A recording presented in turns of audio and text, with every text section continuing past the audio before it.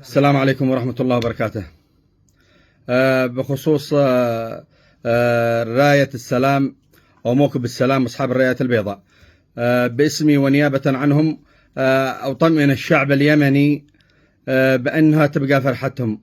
لنقول لهم نحن على مبدأ لم نأتي إلى هنا من أجل الشهرة، ولم نأتي إلى هنا على حساب أحد، وإنما جئنا بسبب مبادرة إنسانية لعل وعسى أن نخفف مما يعانيه